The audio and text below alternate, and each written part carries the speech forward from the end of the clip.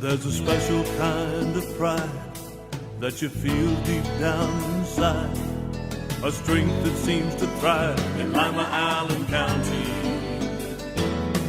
The American way of life, to get in gear and do what's right. An unbreakable forthright link called real American strength. Lima, Allen County, real American strength.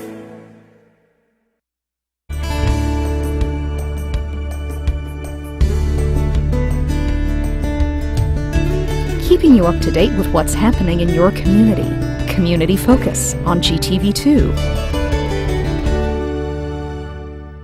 We're back on Community Focus. I'm Ann Decker, and Gary Sheely is in the studio with us today. He is Lima's Director of Utilities, and the trash contract is coming up for renewal later on this fall, but you're in the process of working out what you want in the new contract.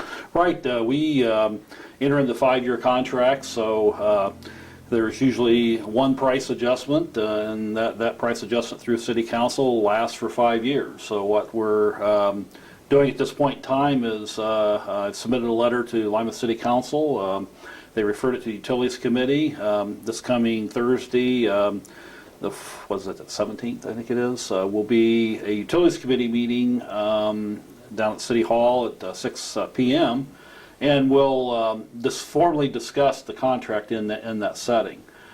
But now's the time for the residents, if they have suggestions, concerns about the service, they can submit a letter to council, send information, give me a call, send me an email, those type of things, so that we can get their input into this contract process. Are there any changes you personally expect to see in the new contract? We're going to try to address the small containers, which is the recycle container. Today it's a very windy day, and if you drive down the community, you'll see a lot of particularly the small containers blowing over. They're kind of cylindrical shaped, and if the wind hits them just right, they blow over.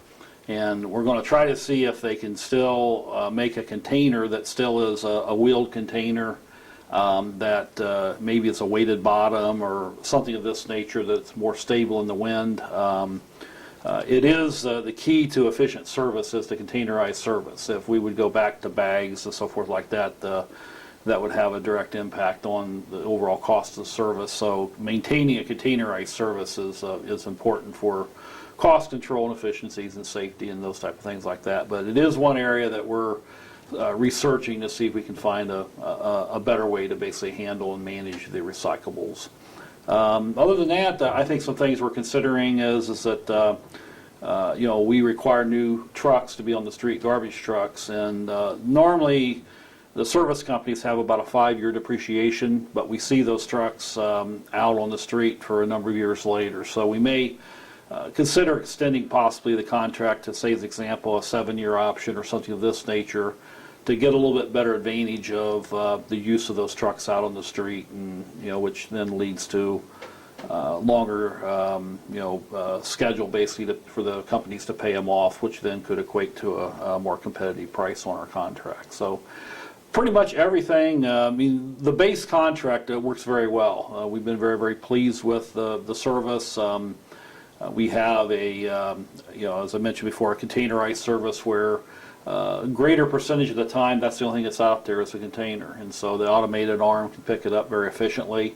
But we still allow residents to set out upwards of 6 cubic yards of material, which is equivalent of about 2 couches, stacked together, things like that, to make sure that stuff that is in the home, out in the garage, has an efficient way to basically get away and get removed. So we have a complex service from that standpoint. Again, the service is the garbage and refuse, recyclables of your plastic bottles and glass containers, steel, aluminum, those type of things, as well as yard waste. In the summer months, we basically collect yard waste, and that's a great diversion from the landfills, and but significantly lowers the cost, because probably close to 40% of the weight if we were still mixing it all together. And right now that waste goes to Cary, Ohio, in a landfill over there.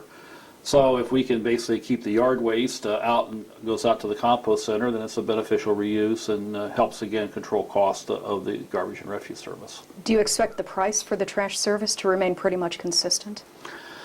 You know, the energy prices, those type of fluctuations have some bearing. You know, labor cost goes over time. I would say on each 5-year, 3 to 5 year cycle, we usually see anywhere from, I'll say, $1 to $1.50 increase in cost, just because the companies have to project that 5 to 7 year period as to where they're going to be. So, and the only escalators we allow in the contract is this example if the landfill, solid waste district like that increases the fees, or the EPA imposes more fees, then that basically can increase the cost of the contract. But their labor costs, their equipment and material costs, those type of things are all fixed for that 5-year period. Okay. I would say also that our perception is we'll have very strong competition, you know, from the companies. The current contracts is with Allied Waste Systems. They gave us a very aggressive bid, and I think last time we had Wright's bid on the contract and Waste Management. Both those other companies expressed strong intentions to bid a very competitive contract. So hopefully we'll minimize that increase. Okay. The other big issue that you're working on now, and have been for literally decades, is dealing with the Clean Water Act. You want to tell us where that stands? Right. We're kind of in a twofold area right now. We are very close to a consent decree or getting into an agreement with the federal government regarding our obligations under the Clean Water Act. It's been a long journey. We've got what we need to do from the standpoint of the construction, things like that is pretty well defined. We're just dealing with what's called the consent decree and some of the legal requirements. Supplemental environmental project versus paying a huge fee to the federal government. We're working on that. And then there's some minor language issues that we're dealing. So we're hopeful within the next 30 to 45 days we can at least come to that settlement as to what Lima will be doing or be obligated to do over the next 28 years, which, as I've kind of mentioned before, it's a $150 million project cost over that period of time, and we'll be addressing our combined sewer overflows, our sanitary overflows, as well as you know, really improving the environment of the Ottawa River. And you know, we do have some impacts. We'll mitigate those and those type of issues. The other front we're dealing with, though, is the through the Conference of Mayors, is the whole discussion of affordability.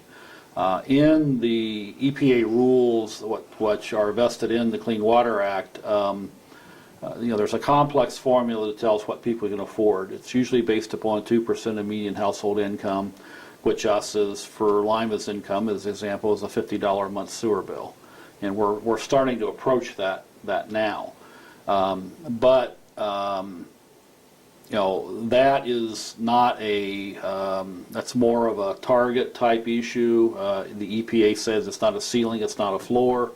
And there are other cities that are like at 2.5, 3%, some are approaching 4%, which, you know, is a $100 a month sewer bill.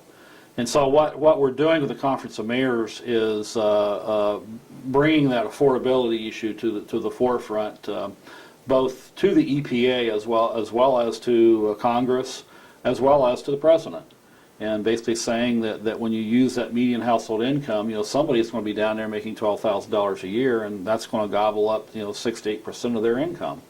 And so, you know, there needs to be a better methodology. The EPA says, well, you should have variable rates.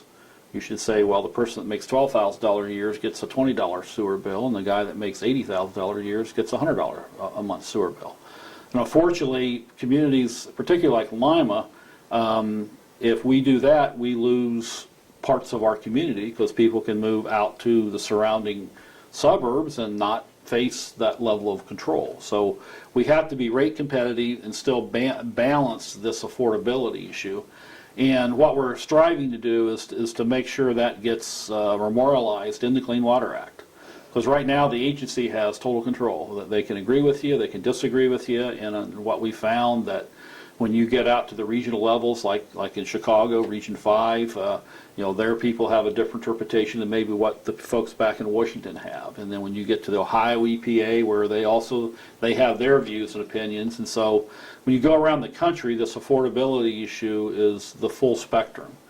And so what we're striving for through the Conference of Mayors is getting legislation that would establish those parameters more concretely in the Clean Water Act, where communities that are in stressed areas get real relief.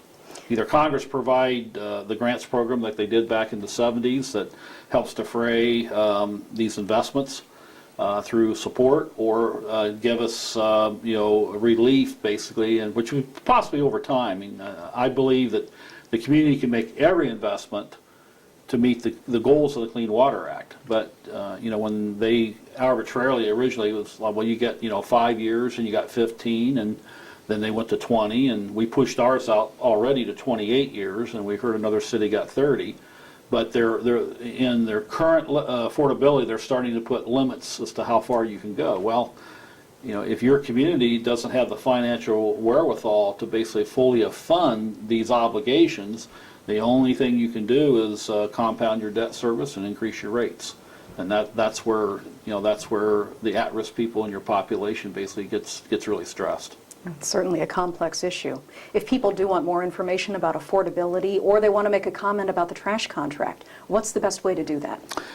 They can send an email. They can go on the city's website, and basically they can send us an email in to the Utilities Department. They can address a letter to council. They can call their councilman. They can call my office at 419-221-5294, and we'll receive their comments. All right. Thanks for coming in today. Good. Gary Sheely from Lima's Utilities Department. I'm Ann Decker, and this is Community Focus on GTV2. A message from the Allen County Chiefs Association. With the recent rise in juvenile crime, all Allen County police agencies are stepping up our efforts to reduce this with the enforcement of curfew laws. This affects anyone under the age of 18. Local laws may vary in age and time requirements among the villages, townships, and cities in the county, so please help us in our efforts by becoming familiar with the curfew law.